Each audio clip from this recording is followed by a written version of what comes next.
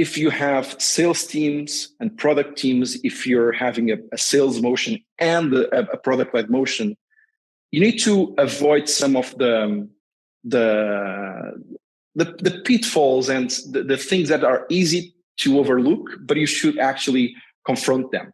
One is, it might be the case that the sales team does want to close a very high or too many high contracts at a very high value.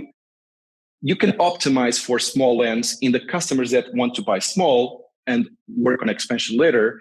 You don't need to sacrifice a huge sales cycle just to get those high value contracts.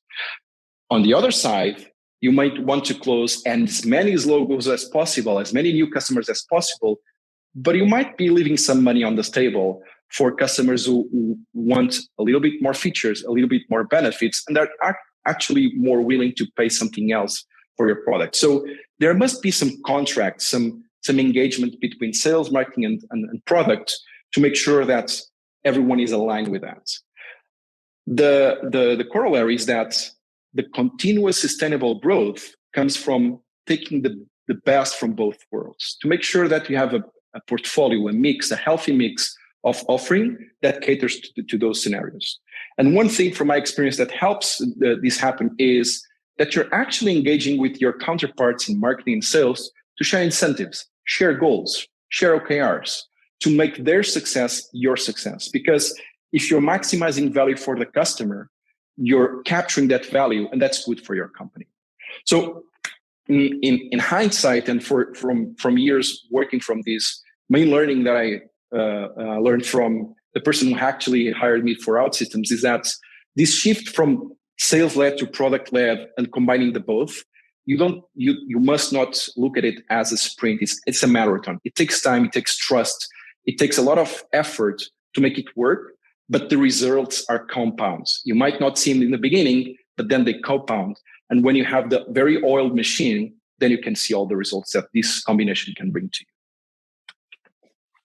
Thank you, folks. Thank you, João. This was another very interesting and very hot topic, given, PLG is a bit the hot topic of the moment. Everyone is suddenly becoming PLG overnight. I'm sure in a lot of companies, this is creating conflicts with sales team.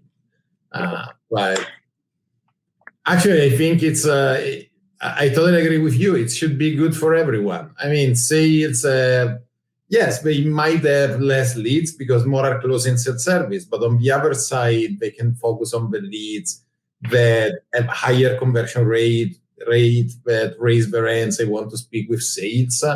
So I think that should really work well. If anyone has questions, just write them in the chat. To kick things off, I'm curious about the reward and shared goal part.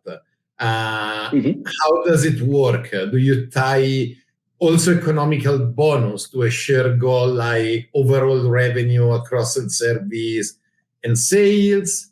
Does it have the risk of firing back and creating conflict, even more conflicts between the two teams? What's your experience? Now, I'll give you an example. So one very interesting, we have done this for the last year and a half. One of the outputs of my growth team is an input for the sales organization. So, for example, success for one of my teams is the number of product qualified accounts, which is the number of companies, regardless of the number of users, who get to a sufficient product usage threshold that sales, in some cases, can engage with. Why? Because what we discovered was that over 2022, the companies who got to product qualified account had a 4 times higher close rate than the ones who didn't. So why am I battling with sales to take this from me when I know that they can leverage their work if I'm helping them getting a bigger pipeline to work with?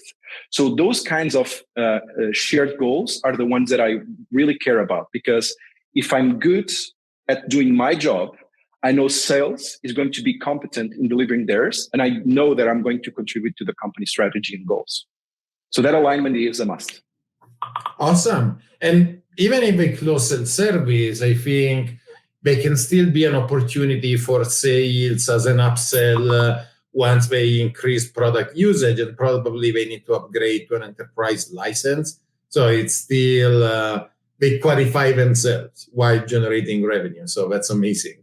Absolutely. Absolutely. And like in most businesses, it's easier for us to expand a customer than acquire a new customer. So if we can shorten and ease the land process for a customer that's willing to buy in self-service, we're just delivering a hot lead for an account executive to work on an expand motion in the next couple of months. So it all comes part of the process.